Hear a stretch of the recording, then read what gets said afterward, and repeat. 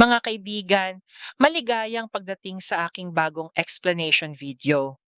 Ngayon ay sisimulan na natin ang talakayan tungkol sa blood laban sa duty.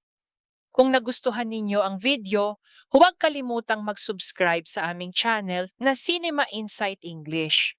Para sa mga nanonood mula sa Facebook, ang link ng aming YouTube channel ay nasa video description.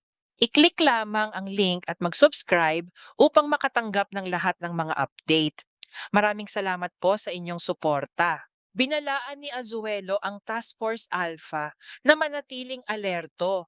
Tiyak niyang gagamitin ni Carlo ang pagkakataong ito upang alisin ang kanyang mga karibal. Natakot ang lahat na mawalan ng posisyon.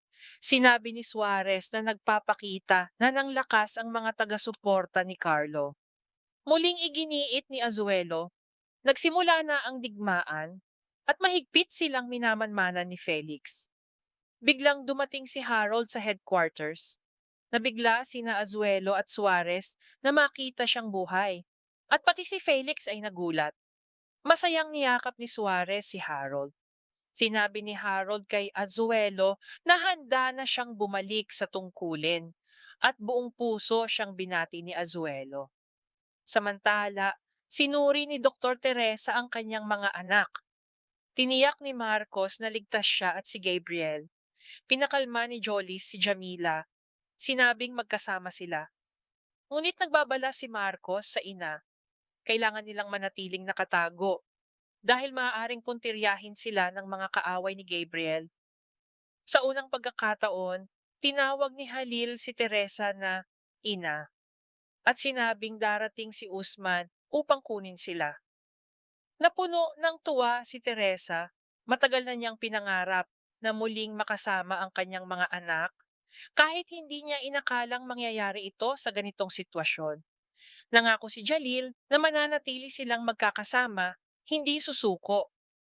Tinanong ni Felix si Harold kung muling sasali sa Task Force Alpha. Sagot ni Harold, hindi pa, patuloy pa siyang nagpapagaling. Nabigla siyang malaman na patay na sina Oliver, Patrick at Russell. Ipinaliwanag ni Felix na inakala nilang namatay din si Harold sa isla. Bagaman malubhang nasugatan, nakaligtas siya, inanod ng alon sa kalapit na isla kung saan inalagaan siya ng mga lokal. Nang magkamalay, wala siyang naaalala. Lalong gumulo ang kwento, konspirasyon ni Carlo, pagbabalik ni Harold, at pagkakasama ng pamilya ni Teresa ay sabay-sabay na humuhubog sa laban ng Task Force Alpha. Isang araw, nagising si Harold at unti-unting bumalik ang kanyang alaala. Sinabi ni Felix na kasama niya si Kochi, nag-alaga sa kanya, ngunit biglang nawala. Nangako si Felix na hahanapin siya. Tinanong ni Harold, sino si Kochi? Napagtanto ni Felix na kaunti pa ang naaalala ni Harold. Ngunit hindi niya alam na nagkukunwari si Harold. Palihim siyang gumaganap bilang mga mata at tainga ni Marcos para kina Enya at Atide.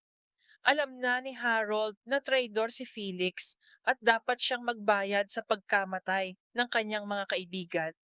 Samantala, naghanap ng kanlungan si Dr. Teresa sa tirahan ni Omar. Handang ipagtanggol siya ng komunidad ng Muslim dahil maaaring puntiryahin siya ng mga kaaway ni Jalil at Marcos.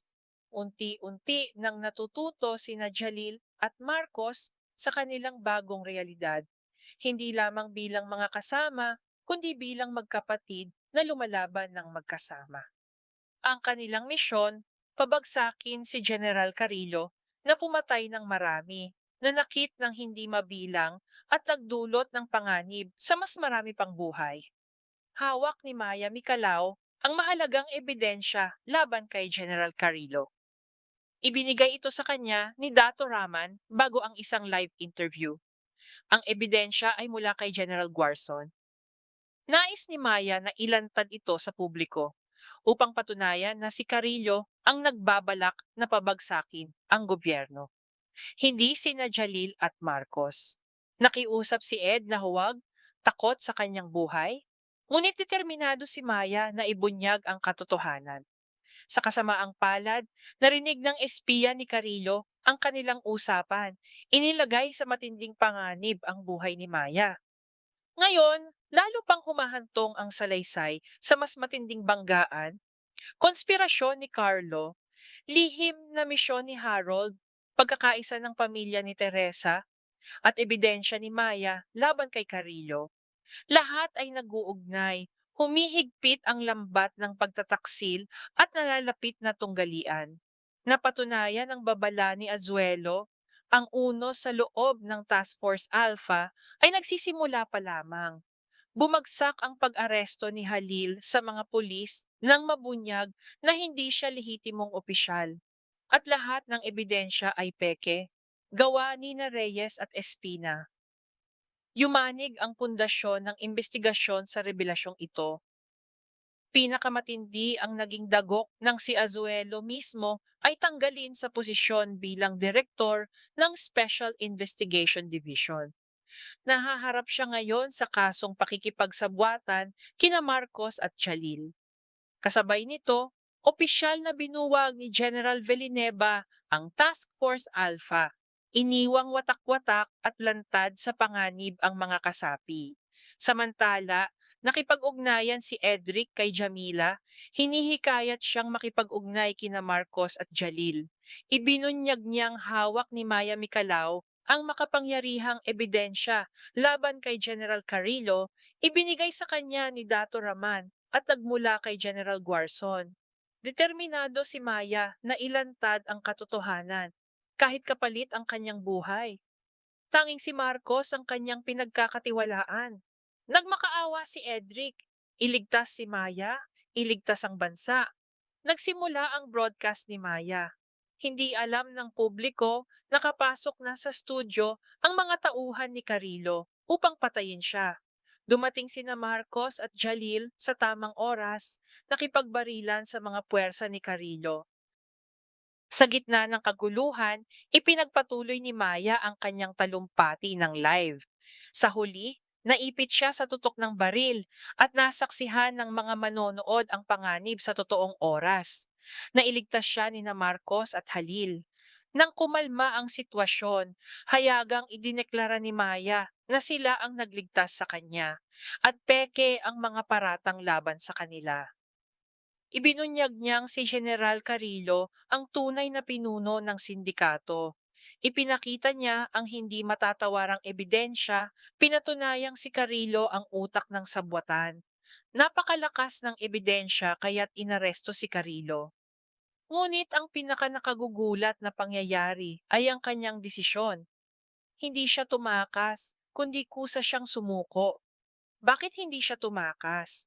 Anong nakatagong plano ang nasa likod ng kanyang pagsuko? Ang hiwagang ito ay mabubunyag sa huling kabanata ng The Blood versus Duty.